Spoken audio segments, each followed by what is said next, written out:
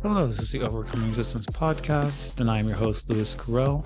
And this episode is going to be a solo episode where I'm going to be talking about the topic of muscle recovery and adaptation for muscle growth and strength. I hope you enjoy this solo deep dive into this topic, and thank you so much for listening. Today, I wanted to go over in a podcast video format a topic I've actually written a lot of personal information about when it comes to the topic of muscle recovery and adaptation for strength and muscle growth. The reason this topic is something I've always kind of deep dived into is I don't tend to recover very well. And a couple of years ago, if you've been in the fitness game, there was a lot of research coming out pointing at training volume being really important for maximizing muscle growth and strength gains. And, as a powerlifter and someone who's interested in their physique, that seemed very, important to me. But since I don't tend to recover well, I could not really seem to match up to the research findings. Some of the more current research suggests around 10 to 20 hard sets. Again, just as a refresher, a hard set is a set, near concentric muscular failure. So, 10 to 20 of those for a muscle group in a week, kind of being shown to be the best for most people on average for muscle growth. And then there's even been some studies showing that there's been a lot of participants responding even to higher volumes than that. And so, as a younger lifter, being like, oh, okay, so, if I'm only doing 7, 8 sets per muscle group, if I push it to 10, 12, etc., I should get more strength gains, more muscle growth. But since I don't tend to recover well, and that partially can be genetic and a couple other factors involved, all it did was cause me to feel really beat up, really sore, decreases in performance, and then even a couple, injuries along the way because, you're not ready to lift heavy loads and do the movements, but you're still trying to anyways. And so that kind of like led into me researching this topic to see like, well, what can I do to remove that bottleneck? Because, something I'd heard from the great powerlifting coach, Mike Tuchscherer, is that, the whole point of training really is to do as much as you can, recover from, and respond to positively. So really what he's saying is the goal isn't just to recover from training. The goal is to recover from it and then adapt. Because it's not the recovery that leads to the results we're looking for in building more muscle or getting stronger. It's the adaptation to the training. So, that's an interesting idea because I hear a lot of people talk about, oh, how can we improve recovery? They're doing a lot of different modalities for recovery. And that's great. But the goal with training isn't to just recover. It's the adaptation side of that equation that we really want to maximize because that's what's driving the results. If you just did a muscle building workout and all you were able to do was recover, you'd recover back to where you started. And so that's not the goal. The goal isn't just to enter a cycle of train, baseline, train, baseline, train, baseline. It's to actually build more muscle or improve performance and get better. So, I had written an article for myself personally, and if the listeners want, I can and maybe find a way to make that available. I will link some of the research, the most important research that I'll kind of be briefly referencing in the notes and the descriptions stuff below for people who want to look at it. But, I wrote this for myself mainly as a way for me to document, the train of thought of like, well, okay, what is recovery? What's muscle growth? What's all these processes? And then what can I do to maybe help, alleviate that bottleneck? Because there interestingly enough, there was a study where they showed in trainees that the signal of muscle protein synthesis, which is a proxy marker for muscle growth, they found that it only really correlated with muscle growth over the long term once the body had built up enough resistance to like muscle damage. So the way you think about it is muscle damage is damage to the muscles that we accrue through resistance training, and your body has to recover from that. That's kind of the recovery part of resistance training to some degree. So they only found that once the body had built up its own natural resistance to the muscle damage from the workouts, that they started to see the actual muscle growth signal of muscle protein synthesis being related to actual muscle growth outcomes. So, what do we call that natural buildup to muscle damage, that resistance? We call that the repeated bout effect. At least that's what they call it in research. So, that kind of like ticks off the first box. So what can you do to improve your recovery? Well, you can do somewhat similar workouts from week to week. And that allows your body to get used to that muscle damaging stimulus. And then from there, your body builds up some natural resistance, but still maintains the stimulus for the most part. And so, really the way you want to think about it is, at least some of the research points to that there might be a limited pool of these recovery and adaptation resources. They might be coming from the same pool of resources, basically. So, it's like, well, you only have so much of a muscle protein synthesis signal that can be stimulated from a workout. If, say, 70% of that's being used for recovery, that only leaves 30% in this kind of more broad example for adaptation, growth, where it might be better to have that ratio reverse, where if we can get only 30% going to recovery and 70% for growth, now we're able to better, maximize our results. And so, it's an interesting idea to think about, because again, a lot of people still think about like, oh, I want to maximize my recovery, but it's not just about recovery in this case. So, muscle damage, it does lead to that beneficial adaptation of, the repeated bout effect. And so, when you're starting to think about this, you start to think about, well, okay, how about we provide some definitions? Well, what is muscle recovery?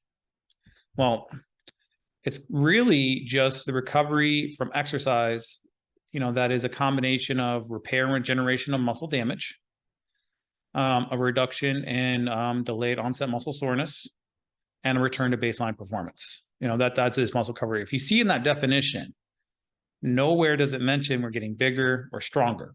It's just kind of cleaning up. So, is muscle damage bad? Well, no, because generally speaking, the workouts that are going to lead to the best results for building muscle or getting stronger are going to come with some muscle damage residually.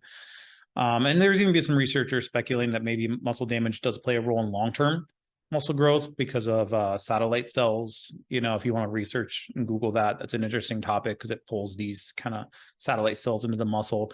But it doesn't seem to play a bigger role in the short to medium term for muscle growth.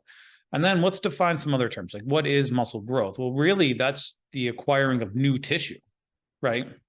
So we see that's kind of separate from the repairing of already acquired tissue versus gaining new tissue.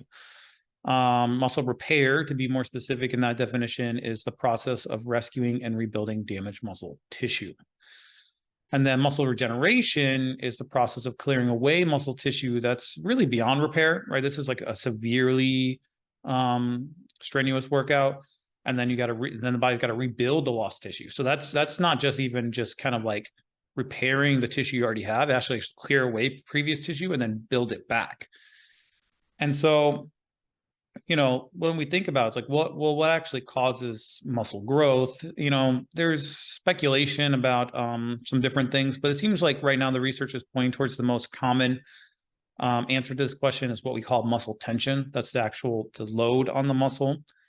And then tension as a byproduct, it can lead to some other processes. So, kind of keeping it broad for now, just kind of giving you guys some definitions to work with here as we start to think about this topic. And so, what causes muscle damage, delayed onset muscle soreness? What causes the loss of performance? All these things that kind of go in there. Well, it seems like muscle damage what's actually happening in the muscle as we lift. It's caused by calcium ion buildup. So calcium's used for muscle contractions. So the buildup of that over, the sets and multiple sets we do, the more that seems to happen, the more damage we get. Too much oxidative stress. So many people are familiar with antioxidants. They fight oxidative stress. So the thing that they're fighting, it comes after a workout. And it can be good because some oxidative stress is actually used after a workout kind of for a signaling for the body to go in and start repairing and building new tissue, kind of like, hey, something happened here. Let's get some attention from the immune system and various cells, what's going on. And then inflammation, at least uncontrolled inflammation. Some inflammation after a workout is good too. Again, as a signaling process for the body to be like, hey, something happened in this area. Let's go, try to take care of that and take, respond to it appropriately. And that comes with kind of like immune cells that kind of, the uncontrolled inflammation really signals like immune cells to kind of like go into that tissue and lead to, more damage. And then actual repeated muscle contractions kind of lead to muscle damage. So if you think about it, it's like, well, yeah, you got to do multiple, the research shows that between like 5 and 30 reps per hard set on a set to set basis is generally the best on a set to set basis for muscle growth. Well, those all come with repetition. So by nature, a set is going to lead to some element of muscle damage. So it's unavoidable, but we just don't want to have more than we need to recover from. So, what causes the delayed onset muscle soreness? It can be muscle damage, but it's not always. A lot of people think that when they're sore, it's just because they have, it's, oh, my muscles must be damaged, but that's not always the case. There could also be an interaction with what are called nociceptors. So they're like free nerve endings. They can respond to like immune cells, inflammation, oxidative stress, or fluid buildup, et cetera, kind of causing like a pain signal in the brain. So there's a lot of things that can cause that. It's a broad topic. If you're interested, there might be histamine related to that process in some degree. And then of course, if you do go for a run, doesn't really cause a lot of muscle damage, but you might have a lot of soreness because it's like unaccustomed. So it's not always muscle damage leading to soreness. But if you're a generally well-trained individual, you're doing your workout somewhat consistently and you're constantly sore from them, it might actually be a little bit related because you're kind of ruled out that it's unaccustomed, it's something new, and you're actually doing, workouts designed for strength and building muscle. So that all the characteristics that would lead to muscle damage can lead to soreness. And if you notice on a volume basis that you get more soreness, then that might be related too, where it's like, oh, if I do 9 sets of quads in this leg workout, I'm kind of sore. But if I do 15, I'm really sore. That's generally more correlated. So we can kind of see that. And then, generally speaking, why do we see performance decline after workouts? Because this is important. Because when we're talking about recovery, again, in that definition, we had the return to baseline. And generally, if your goal is to build strength or muscle, what you're looking for over the long term isn't just returns to baseline when performance on your key indicating movements. You're looking for that trend to slowly go up over time. So in order for you to be better than last time, you also need to return to baseline at the very least. So, what leads to the decrease in performance? Generally, it's kind of thought of as, and especially in a trained individual, we're looking at, muscle damage that's lingering, leading to a decreased ability of the nervous system to send a signal for muscle contractions. Because it's kind of a protective mechanism. The body knows, oh, these muscles aren't fully recovered from the previous damage. We don't want to accrue more damage. So we're going to limit how much of the nervous system allows that muscle to contract to try to limit the amount of tension, everything going on in the muscle to limit damage. So kind of an aside, it's important to know this because some research does suggest that if you aren't fully recovered, at least to baseline, for your next workout and your goals are to especially build muscle, you might not actually be able to activate the muscle with sufficient tension to actually signal proper muscle growth in that next workout. So what I mean by that is, if we follow the kind of the framework that a lot of people talk about now for what is a good muscle building set, 5 to 30 reps, close to concentric failure. If you're not fully recovered and you still do one of those sets, you would think, I'm still checking that box. Yeah, maybe you do leg press with 300 pounds, for an example, for a set of 10, near failure, 2 reps from failure. So it checks that box. And then 2 days later, you go to do another set of leg press, another workout with leg press. And let's say you're not fully recovered, so you can only do 270 pounds. And it's, a set of 10 and it's 2 reps from failure. We were like, yeah, it's a little bit lighter, but I still checked the general box. But what we don't know, we know what's going on externally. We can see that on paper, but internally, the nervous system might be limiting that muscle from, pulling in enough of the tissue, the high threshold motor units. So where even though on paper you would think that you're still, it's a little bit lighter load, but you're still checking the box for muscle growth, stimulation, you're not really, because the nervous system is preventing that. So if your goal is to build muscle, especially, you kind of want to make sure you're at least returning to baseline performance, because and otherwise, in a way, you're kind of just lifting to lift, which is fine if you love lifting, but if your goals do involve making progress, it's important to think about that, because otherwise you're kind of just going in the gym, taking up more recovery resources, spending more energy, doing more work, putting more load on joints and tendons, without the actual back end positive of stimulating muscle growth. So it's something to think about, kind of an aside. And that's kind of another reason this topic of recovery and adaptation is kind of so important, because I didn't make a lot of progress when I went through that period of really trying to push my volume for strength and muscle building, because, I kind of just put myself in a state of constant damage and fatigue, to where my body couldn't quite, every workout for a while, it was just kind of enough to create a stimulus to keep where I was, and then some workouts that really didn't do much for me but required more effort, and then you're kind of in a cycle. So you're really not climbing, you're not making any real progress. And of course, with all that damage and fatigue environment, put me at risk for potential injuries, which I did get a few. So, now we've given some definitions, we kind of cleared up loosely, kind of like what's going on with these different processes. So then, what can we do to kind of help alleviate this bottleneck?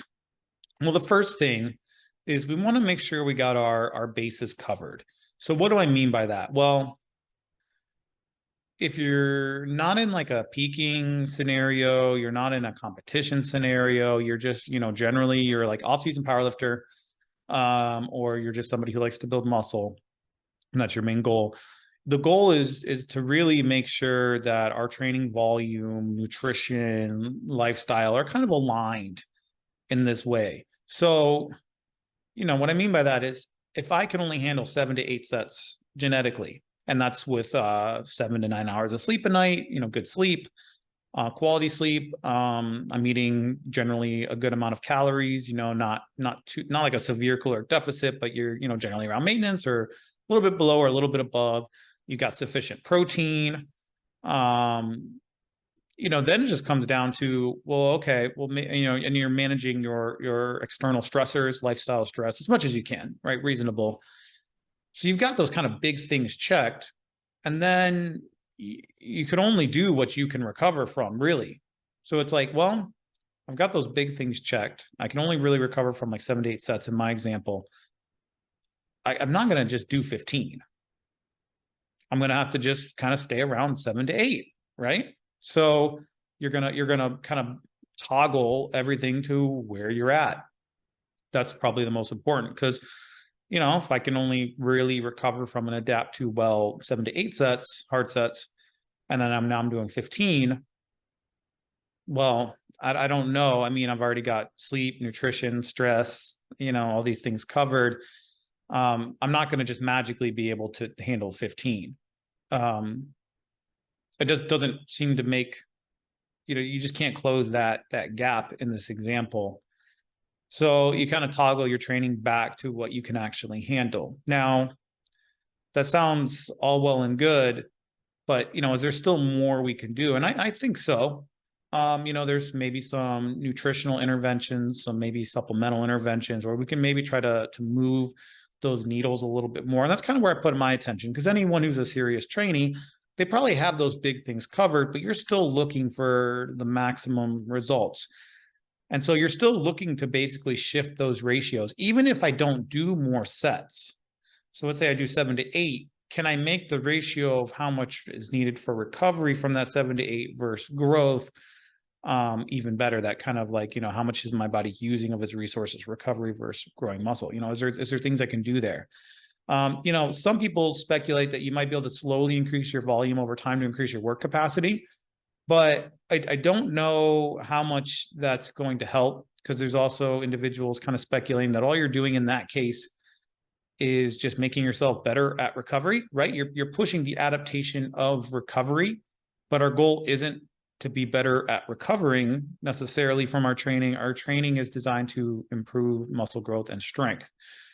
So, there's a couple ways to think about that, especially for like a competitive powerlifter, because if you can't do enough of the work to actually get stronger, or enough of the work needed to actually get bigger, then this might be viable. So, what you can do is you can slowly, if you find your cardiovascular system limiting, like let's say you are a powerlifter and you're doing heavy squats, but you gas out on your sets. So realistically, you should be able to do a set of 5 with 80% for you, but you can only do 3 because your cardiovascular system, everything's taxed so heavily.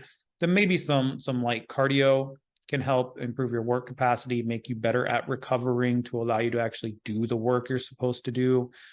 You can slowly increase your sets. So if you can only do 7 to 8 and recover, but you're not really even with all the other pillars covered, but you're still not making good progress, maybe go to 9 for a while, then slowly to 10. See if you can't push that. Maybe do a dedicated phase of training that's actually designed to improve work capacity via cardiovascular, if that's a limiter, or maybe even if it's like muscular workload, where you're accepting that for now the main adaptation you're pushing is recovery, not actual building muscle and strength, which then you can then trail backwards. So let's say you can only do 7 to 8 sets, but you kind of need like 10 to 11 to really get progress for building muscle. So maybe you do a phase where like 6 months you work up to like 14 to 15 and try to see if you can't recover from that. Again, your recovery is return to baseline. We're not trying to make we're not pushing hard for progress. Now, if progress is there, take it.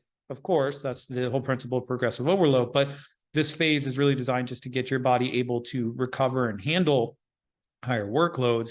And then, after you do that and you're able to be like, okay, I'm maintaining my performance on like 14 to 15 sets per muscle group. Now I can kind of decrease it back to maybe like 10 to 11. And then now, because my body was using all of its resources to really recover at 14 to 15, I go back to 10 to 11. Now we've opened up that ratio again, where less is needed for recovery and more can be used for growth again. So that's a viable option too. If you can. Now, some genetics will limit that. I personally have tried that. It doesn't seem to move. So let's say you've already done that. You're like, okay, I've already done dedicated blocks of cardiovascular work to alleviate that bottleneck for my recovery. I've already done, dedicated phases that are, could be fairly long of improving work capacity from a muscular standpoint to ensure that that's not a bottleneck. Nutrition's covered, sleep's covered, all these things are covered. So now with training volumes within a good range, but we still want to see, because our goal is to maximize this progress. Can we move these ratios a little bit more? What else is out there? So personally, that got me interested in looking into nutritional interventions, because something that's interesting is there's a lot of research on anti-inflammatory and antioxidants and their ability to improve recovery. And maybe a year or two ago, that was really popular in a lot of supplements and conversations where people were talking about using different things to improve recovery. again, under this guise that if you improve recovery, you leave more resources for growth, and you can do more training, which should theoretically, based on the research, lead to more growth. But there's some potential downsides. So any recovery modality that we employ, one of the big things to think about is what's the point of using it if it comes at a cost of adaptation? So some of the things that people do to improve their recovery decrease the adaptation process. One that's really common is like ice baths. Yeah, ice baths do decrease the inflammation after a workout, which decreases the soreness and helps to return to baseline performance. So let's say you do ice baths after your workout, and instead of 3 days to return to performance, they see 2 days. Well, that's great. If you think about it, you're like, well, if I do an ice bath, that means I can work out that same muscle, the same volume every 2 days instead of every 3. Over the course of a year, that's a lot more training. That should lead to more growth. But the downside is because of the way it decreases the inflammation, inflammation is a signal, as I mentioned earlier, kind of for the body to realize, hey, something went on with this tissue. We need to go investigate. Now, uncontrolled inflammation can exacerbate muscle damage, which is how the ice bath is helping with recovery, because it's basically blunting the immune system from recognizing the muscle damage to some degree. So you're limiting how much of those cells are going in and potentially leading to more muscle damage, which then allows you to return to baseline performance a little bit faster. But the downside is some of that inflammation signal also is needed for muscle growth.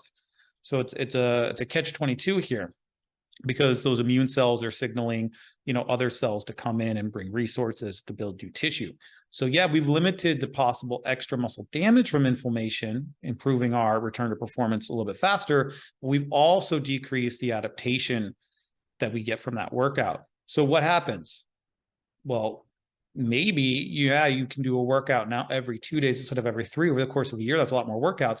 But because each workout's giving you less adaptation, you've actually just kind of done more work for no more benefit. Now, I love to train, but I do train generally for progress. I don't want to have to do more training for the same results if I don't have to. I would be happy to do more training for more results, but not for the same. So that's a caveat when we think about recovery modalities, and anything that you think about employing to improve your recovery is, what is there a cost? Is there a drawback? Is this going to hurt my adaptation? If we're in an adaptation phase, earlier I specified like off-season power lifter, this person trying to just build muscle. But, a lot of that research done on recovery and different interventions, like, I use ice baths as an example, but even nutritional interventions, they're kind of looking at people that have to perform often. So like a field athlete, okay, we got a soccer athlete and they've got 4 games in the weekend. Well, that first game is going to lead to some damage and fatigue. So their performance should decrease on the second game that same day, and then the next day and the next day. Well, if they can do stuff like an ice bath or some type of nutritional interventions, which improve their baseline performance recovery time so they can perform in each game better, they're not looking to become better soccer players from each of those games. They're just looking to get through that tournament from the weekend, right? So we could see that. So let's say you're a power lifter, you have a meet coming up, and you kind of overdid your training. You overshot your training. Well, your competition's coming quick. Let's say in a couple of weeks, you got to kind of do a couple training sessions. You need to, establish your openers, things of that nature. You're kind of playing catch up. So now, because of a competition date, you're not afforded the luxury of just letting adaptation recovery take whatever course it's going to take. Off season, we overshoot our training a little bit, take a couple extra days. In the big picture, what does that hurt? You just allowed yourself to recover. But if you're a competitor and you got a competition soon, maybe you don't have that time luxury. So these can be a good trade-off if there is a decrease in adaptation, because we're not so worried about the adaptation. We're worried about getting the recovery back so we can kind of get our plan back, on its timeline, because we have a specific date that we have to be ready to show our best performance. Which to some degree we're kind of trading off adaptation if we overshoot a little bit, which is okay. I'm learning process, but it's nice to know that those are there. And that's why a lot of this research came up. So when I got interested, and I don't know if a lot of people do enough of the nuance here with this topic, where they're starting to add all these supplements and nutritional regimens, or doing ice baths, but they don't realize that, yeah, you've just gone through and improved your recovery, but at the cost of adaptation. And it's, again, you're not an athlete who has a dedicated date that they have to perform or they've overshot, so they need recovery to be on point for that date. You're not doing a dedicated phase where the actual goal is to improve the adaptation of recovery in some sense that we talked about. You're basically just, in a way, spinning wheels to do more work. And that's nothing I want to do. And I don't think anyone else generally wants to do either if their goal is progress. So, are there things that we can do that can actually improve recovery outside of the big pillars and doing dedicated phases that don't necessarily hurt that adaptation process? And there were a few that I found, and I think they are worth sharing. So, there are some viable antioxidant and anti-inflammatory based options that people can think about. Now, are they going to make all the difference in the world? I wouldn't expect them to make like earth-shattering differences, but it might improve the time course by like a day, for example, which over the long term, if you can gain a little bit of an edge of recovery, and at least that ratio, even if you don't change your training week. So say you train a muscle every 3 days, you might be able to do it every 2, but you still keep it at 3, but you're still changing out that ratio. There's upsides here that are smaller and it might reflect in the long term. The first thing I would look at would be things like in the antioxidant realm. I would avoid things, at least for now, like vitamin C, vitamin E, direct antioxidants. I would look at things that are more modulatory in nature. So like polyphenols from fruits. So do I think, you should avoid vitamin C in general? No, but we just don't want to do like high doses. Now, the reason for that is oxidative stress, when uncontrolled, can lead to additional muscle damage. But oxidative stress after a workout is a part of the signaling for the immune system and recovery cells to come in. So there's some we want, but we don't want too much. Now, if you look at the research on like vitamin C, like a direct antioxidant, you'll see that, in older people, they can actually be helpful. And so the reason for that is we're kind of dealing with like a signal to noise ratio. So older people tend to have a lot of oxidative stress from general aging lifestyle. So a direct antioxidant brings their baseline down. So when they work out, they get a higher peak. And so the body can actually recognize that oxidative stress peak as being separate from just the general oxidative stress present, and it can respond to appropriately. In younger people, we really shouldn't have to worry about that as much because you are healthy. So your oxidative stress levels generally will be lower at baseline. So after you work out, the peak should be, what it should be. So, if you ever decide to deep dive on the research, you might see some conflicting information. That's kind of like where it's coming from. So the reason we don't want to just blunt that directly is because it's kind of like uncontrolled in a way, right? For a younger person where it's like, okay, we worked out and then we just put on like a direct blunting effect of the oxidative stress. That might be too much of a blunting effect, helping recovery, but hurting adaptation. Polyphenols generally work a little bit different. They generally work by upregulating what's called NRF2. And so this is actually kind of like you think about it kind of like a toggle switch, a light switch that actually is helping tell the body to make its own internal antioxidants. It's actually one of the main regulators of the oxidative redox pathway internally. So instead of just putting on a direct blunting effect, you're giving the body polyphenols, which help to support that NRF2 pathway. So that way, after a workout, the body has the resources it needs to regulate that oxidative stress signal on its own, which is what we want. We want the body to be able to recognize how much oxidative stress it needs to limit for excess muscle damage, and then also allow enough to still be there for adaptation. So fruit polyphenols tend to actually go pretty well. They tend to show improved recovery rates in general research models, and they don't seem to come with the drawbacks that we see where they're just blunting general oxidative stress and inflammation-based markers, because oxidative stress can be a precursor to the production of inflammation.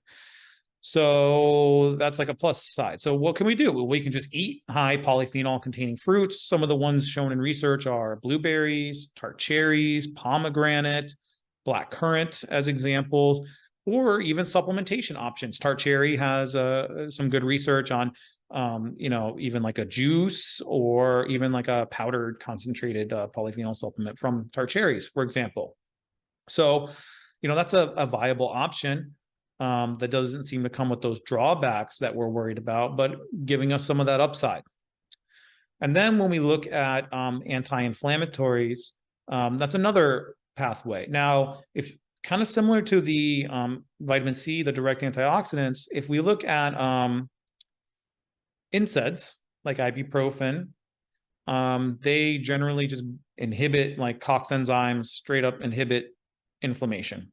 Okay. So it's going to be another scenario where in older people, you might see some benefit because again, it's bringing that signal, that general inflammation status down. And then when they work out, the body can actually recognize that separate peak.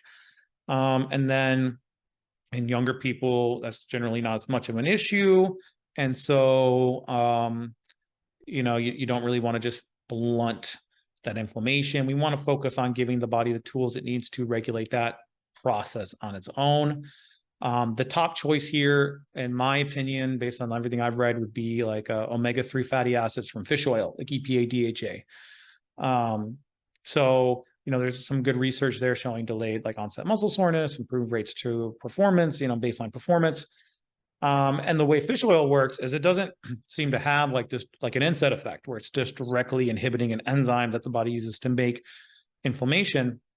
It's more so working through the fact that they're converted in the body into what are called pro-resolving mediators, which are a separate class of molecules whose main job is to really assist in the inflammation resolution pathway.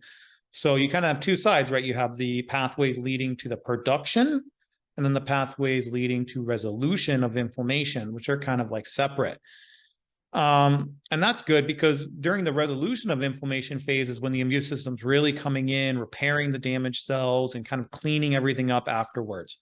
So these pro-resolving mediators that the body makes from fish oil, like omega-3s, like EPA, DHA, can kind of assist with that inflammation resolution pathway, speeding up that recovery end of that. And that's okay, because that's actually what we want. That some of those immune cells coming in, repairing that's part of what we really want to be happening. So that actually encourages a pathway, at least in preclinical data, that we really want. And then in the human studies, you know, we see the kind of the improved rates of performance, you know, return to baseline performance and decreased soreness, et cetera, that we want. So that would be my, you know, from an inflammation regulating point, fish oil would be my top choice.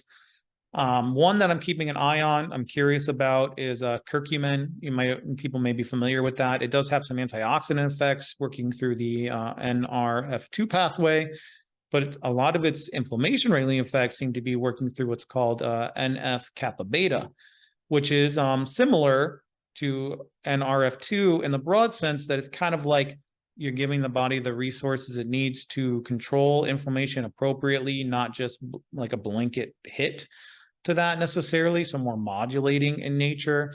And the research seems to be going in the right, you know, good direction for curcumin, helping with decreased soreness, improve time to baseline performance. Doesn't seem to be really inhibiting some of the key inflammatory or oxidative stress signals that are correlated with muscle growth, like IL-6 and stuff after workouts. Seems to have some anti-catabolic effects, helping to resist like muscle damage in the first place, which is why you might see less muscle damage or less inflammation, I'm sorry, in some of these studies, because if we have less damage coming from the workout, we'll have less inflammation as a byproduct. So it's like, oh, we saw a decrease in an inflammatory marker. Oh, but we also saw like less damage on like, I don't know, like an MRI, for example. Oh, that correlates. That makes sense why you would see that. And then same with oxidative stress, maybe being down a little bit, but then it's like, oh, but we still see like this key inflammatory marker, like IL-6 is one that's kind of like linked, correlated with muscle growth.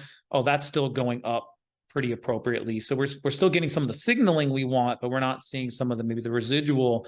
So curcumin seems to be one that's on my radar as a consideration nutritionally. And then one I wanted to mention too, taurine. It's an amino acid, but it does have some oxidative stress regulating properties, and it kind of works similar to polyphenols, helping to regulate NRF2. It's been shown to help with like performance. It may also help to kind of regulate the calcium ion buildup, which is a little bit different than just the oxidative stress inflammation pathway. So that's another one with some research that might be worth considering.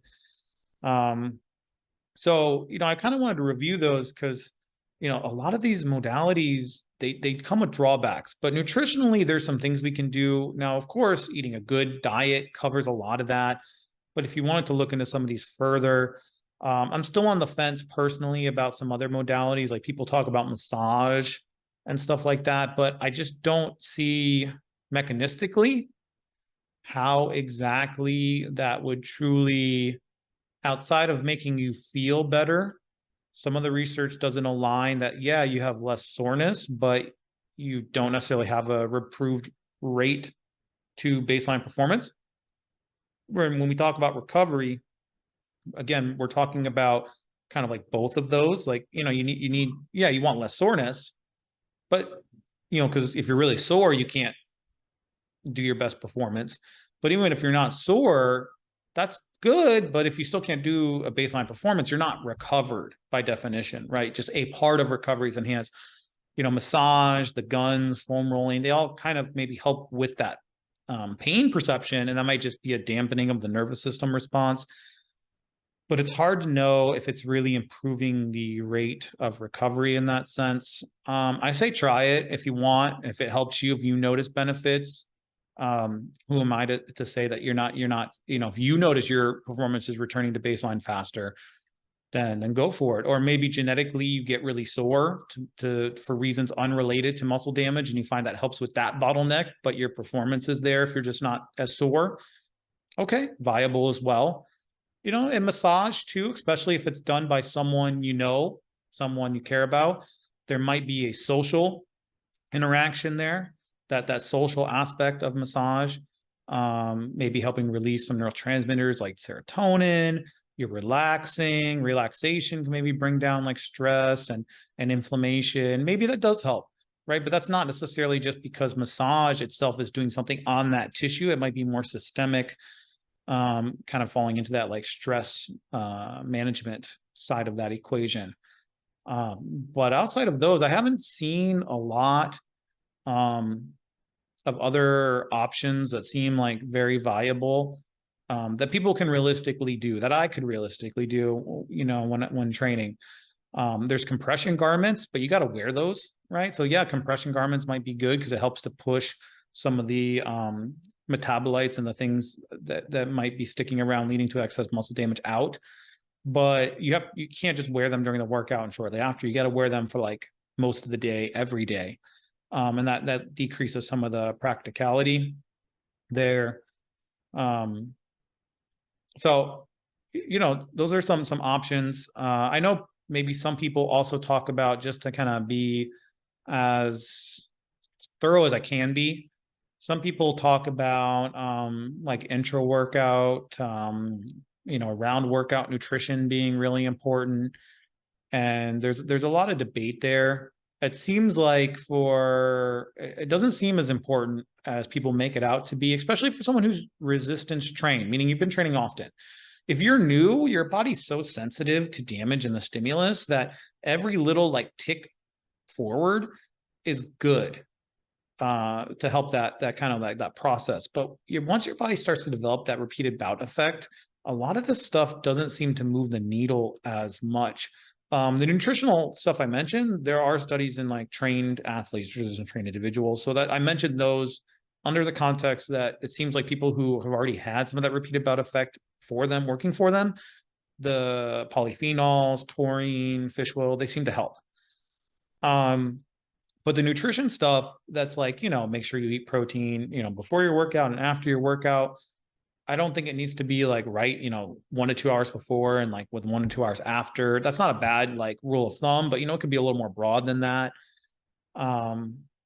As well, it doesn't necessarily need to be quite so bottlenecked around the workout. Some people are doing stuff during their workout, and so the thing about that is some of that, mechanistically, how some of those benefits come about, your body kind of takes care of a lot of that once you become resistance trained. So, if you notice a personal benefit, again, placebo's powerful. I don't want to take that away from you, but mechanistically, I haven't seen the data to suggest that like, in a trained person, like, naturally produced levels of insulin from carbohydrates right around your workout is all that important. And, the muscle protein synthesis from like amino acids during your workout is all that important because, you're already getting that if you're generally eating somewhat close to your workout with some protein before, and you're already getting a natural physiologic response of insulin before. And then if you eat somewhat after your workout, even if it's not high carb,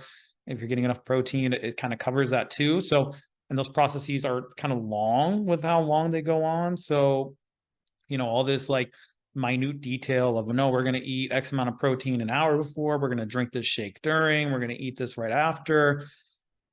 The research doesn't really pan out. The only thing I could possibly see is if you're training multiple times a day, the carbohydrate timing might be more important just from a fueling aspect, because you don't have so much time between workouts to allow your body to naturally replenish your fuel stores, that it does matter more. But we're not really talking about recovery in the broader sense that I am here, where I'm talking specifically more about like muscle damage and returning to baseline performance and building new tissue and adapting with new strength gains. You're talking more about just making sure you have like carbohydrates to do the workout. And so, I haven't seen much data to really point that those are really kind of like needle movers for trained people. Because again, the resistance bound effect takes care of a lot of that. And that's something to consider too, when you're looking at these, any type of research or an article or a new supplement or whatever is being promoted for recovery. Some of the big takeaways is, first, check to see, like, if you can get access to like at least the abstracts or the data, see like, are they in untrained or trained? Because that does matter for recovery, because we have that repeated bout effect that takes care of a lot of our natural recovery adaptations. So first, check that. Second, check to see if any markers, or as much as you can, have been studied in relation to the adaptation side. Again, I would strongly discourage the use, unless you're a competitive athlete with a specific date coming soon that you need to be recovered for. I don't see the point in getting more recovery if we're trading adaptation. Like enzyme supplements kind of fall into that they were popular for a little bit, but they seem to blunt inflammation too much to where again, you're trading adaptation for recovery. I just don't see that being worthwhile. I would caution against just simply going that route. So, I kind of wanted to kind of go over this topic. I just don't hear the nuance talked about enough. If you guys enjoy this, I have some other things I've written for myself that are a little more detailed. Be happy to review them and kind of go over a little more nuance. Again, I'll link some of the research that I find to be most relevant if you want to deep dive a little bit further, with in the notes and stuff. And then, the last thing I could think of before I'll let, get off this podcast is, I mentioned, maybe looking at the research for markers that, you can maybe think of as proxies for adaptation. When it comes to inflammation, the big one is interleukin 6, IL-6.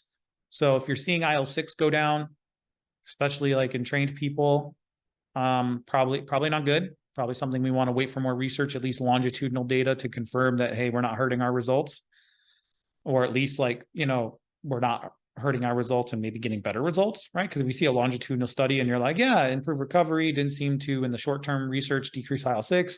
They did a 6 months, a 16-week trial, same results.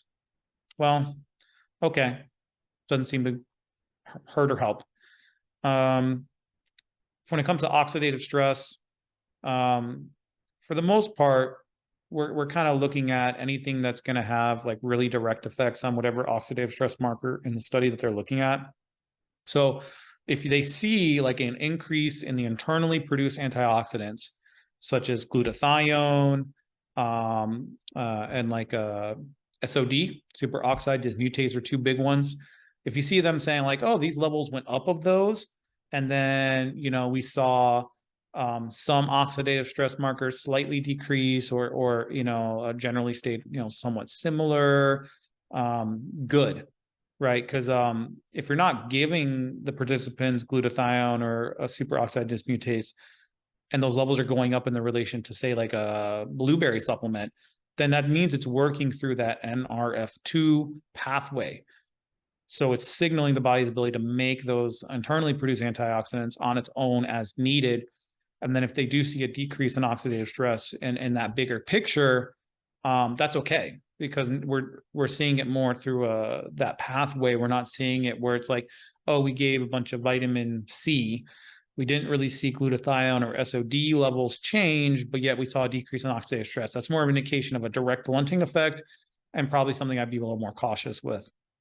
So a little bit more nuanced, this particular topic, but I think it's important because, anyone who's trying to maximize their results, again, the big takeaway is the goal is you want to do the most amount of training you can recover from and respond to positively. And then we want to try to set our diet and lifestyle up within reason, right? Because it's got to be sustainable and fit into the overall picture of our lives to maximize that. All right, guys, if you, shoot me any questions or anything and let me know how you guys like this one. Thanks for listening. Thank you all for listening. If you enjoyed the episode, please leave us a rating and review wherever you are listening, if you are listening to the audio-only version of this podcast. If on YouTube, please like, comment, and subscribe. Please let us know if you did or didn't like the episode, and all feedback is helpful. We will be releasing another episode 2 weeks from now. You can find us at Overcoming Resistance on YouTube and at Overcoming_Resistance on Instagram. Have a great day and take care.